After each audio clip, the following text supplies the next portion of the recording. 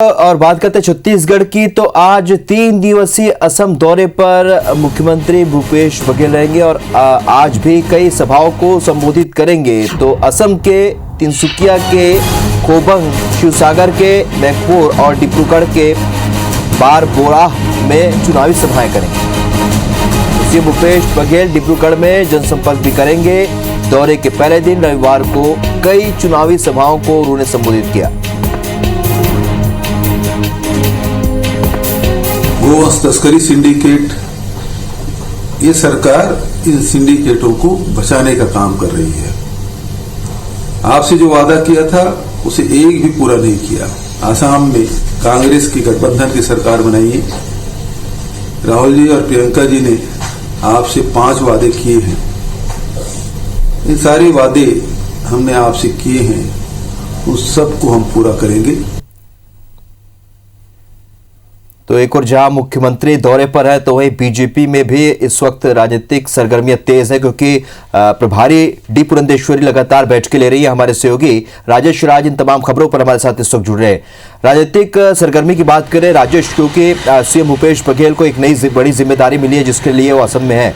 इसके अलावा बीजेपी के भीतर भी लगातार बैठकों का दौर जारी है। कहीं ना कहीं एक प्रकार से संगठन को एकजुट करने की कोशिशें लगातार जारी है। किस तरीके की राजनीतिक सरगर्मी छत्तीसगढ़ में देखने को मिल रही है?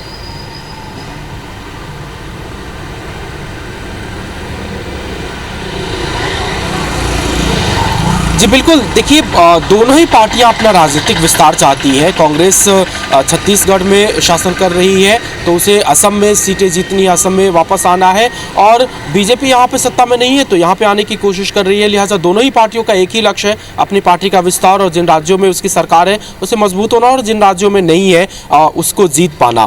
तो पहले बात करें बीजेपी की, पुरंदेश्वरी जी आई हुई हैं यहाँ पे, कल प्रदेश कार्य समिति की बैठक में शामिल हुई और तमाम रणनीतियां भी बनी। आज भाजपा के प्रमुख नेताओं से उनसे मिलने की चर्चा है और वो मिलेंगी, उनकी राय जानेंगी।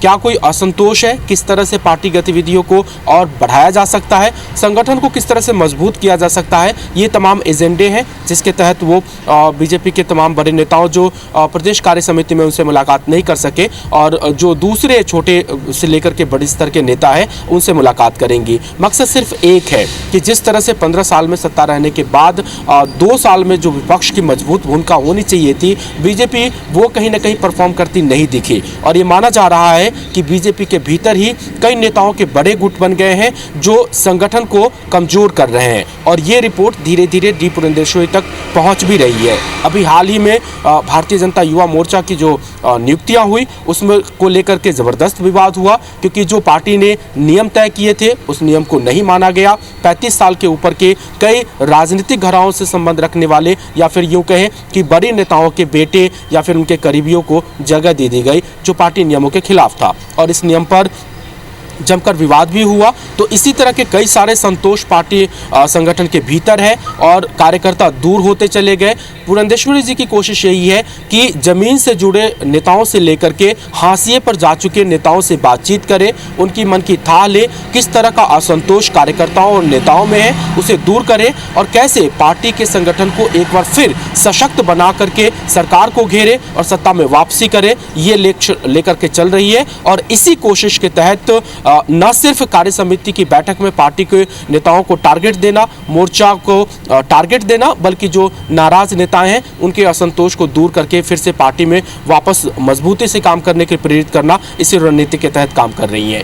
दूसरी बात करें भूपेश बघेल की, 3 दिवसीय दौरे पर वो असम में है, लगातार धुआंधार प्रचार कर रहे हैं वहां पे, और जिस तरह से 15 सालों की सत्ता को उखाड़ने का श्रेय भूपेश बघेल को दिया जाता है, आलाकमान ने उन पर भरोसा जताया, और एक तरह से कहें कि असम चुनाव की एक बहुत बड़ी और प्रमुख जिम्मेदारी यहाँ के मुख्यमंत्री भूपेश बघेल को सौंपी गई है। एक और बड़े नेता जो विकास उपाध्याय हैं, राहुल गांधी के करीबी में से माने जाते हैं, उनको भी चुनाव प्रचार की वहां पे जिम्मेदारी दी गई है। इसके अलावा प्रदेश छत्तीसगढ़ के कई रणनीतिकार, जिसमें रुचिर गर्ग जैसे सलाहकार से लेकर के राजेश तिवारी जैसे लोग वहां पे पहले से ही मौजूद हैं। कई बड़े नेता कार्यकर्ता वहां के चुनाव में अभी भी काम कर रहे हैं, लगातार काम कर रहे हैं। उम्मीद आलाकमान ये कर रहा है कि जिस तरह का जुझारूपन, जिस तरह की रणनीति छत्तीसगढ़ में दिखा करके बीजेपी के शासन को हटाया गया, उसी तरह की कोशिश असम में भी हो और उसी तरह का परिणाम वहां पे भी निकले, इस बात की उम्मीद की जा रही है। और पूरी जिम्मेदारी भूपेश बघेल और उनकी टीम को दिया गया है।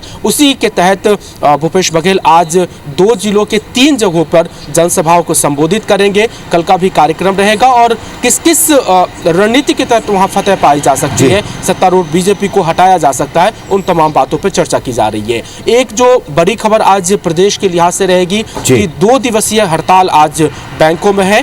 कुछ मांगे हैं बैंक कर्मचारियों की, खास करके जो जुड़ा मुद्दा है प्राइवेटाइजेशन का, उसको लेकर के विरोध कर रहे हैं। तो ये एक बड़ी खबर आम जो लोगों से जुड़ी हुई है। 2 दिन तक प्रभावित रहेंगे, बैंक के कामकाज उनके नहीं हो पाएंगे। ये प्रमुख खबरें हैं। चलिए राजेश, इस जानकारी के लिए आपका बहुत बहुत शुक्रिया।